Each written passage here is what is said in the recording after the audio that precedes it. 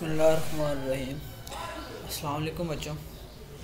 आज हमने न्यूमेरिकल 8, 9 और 10 करने हैं चैप्टर नंबर 2 के। फर्स्ट 7 जो न्यूमेरिकल्स हैं वो हम पहले हल कर चुके हैं, तो आज ये लास्ट 3 न्यूमेरिकल करते हैं। क्वेश्चन नंबर 8 की अगर हम स्टेटमेंट देखें, cricket ball hit vertically upward and returns to ground 6 second letter.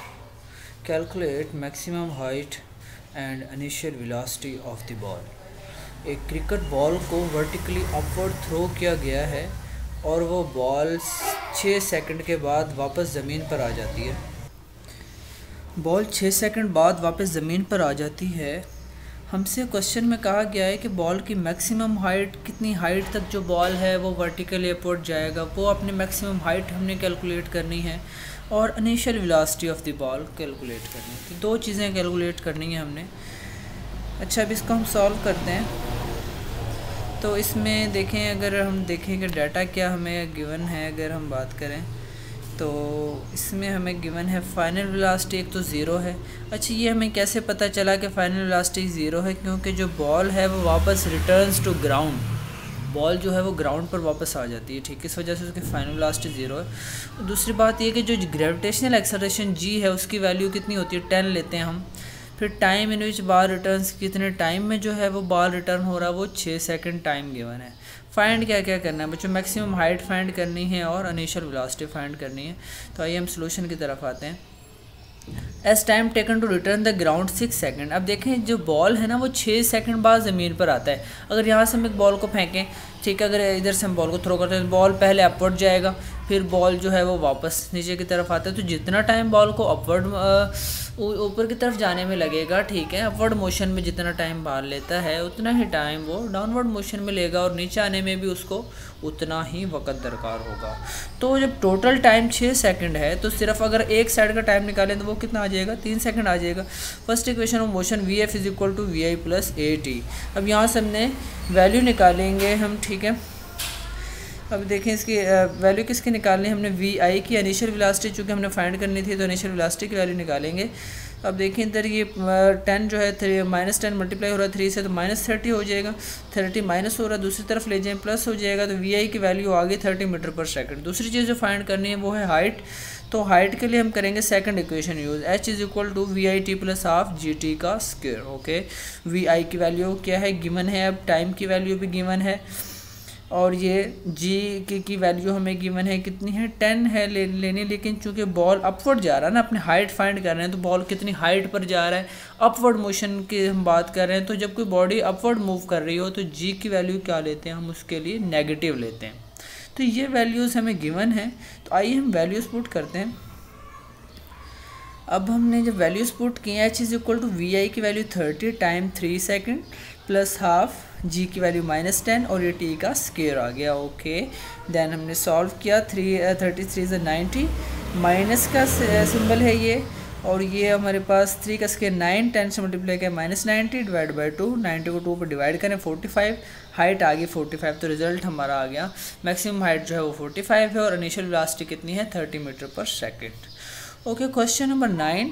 When brakes are applied, the speed of a train decreases from 96 km per hour to 46 km per hour in 800 meter.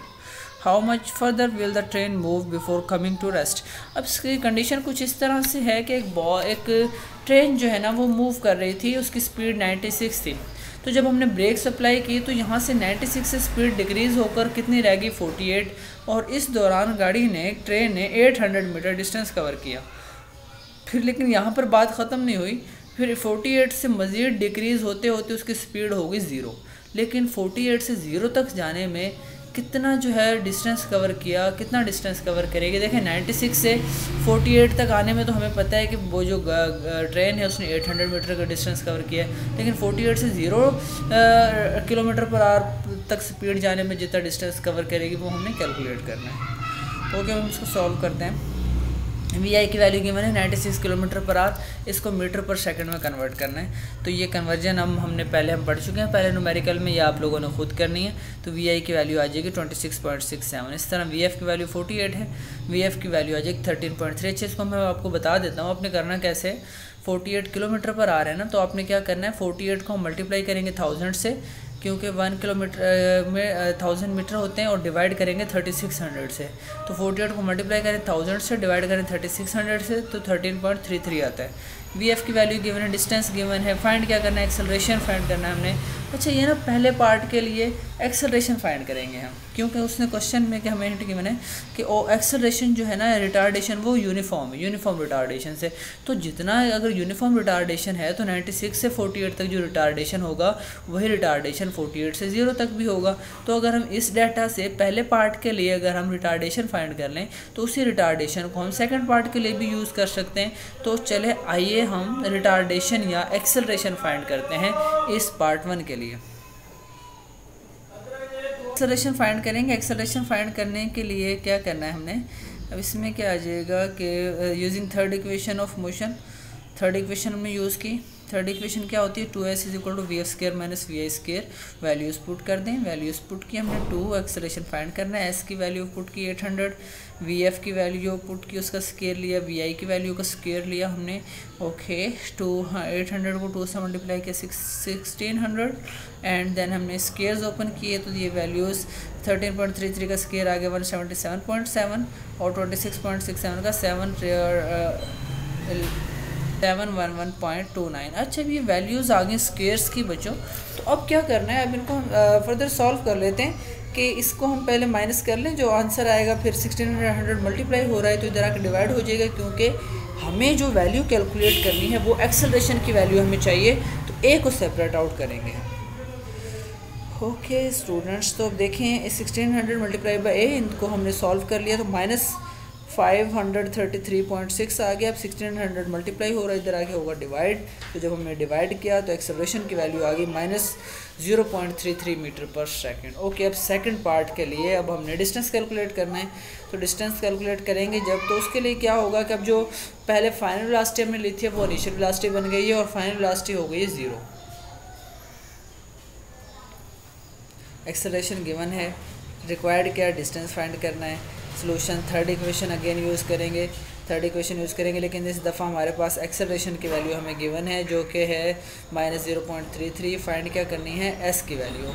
तो हमने values जब put कर दी, values put की 2 की value, acceleration की value s as it is आ गया, v F 0 है, वी आई की वैल्यू 13.33 वैल्यूज़ हमने पुट की, तो एस की वैल्यू हमारे पास आ गई 267 मीटर।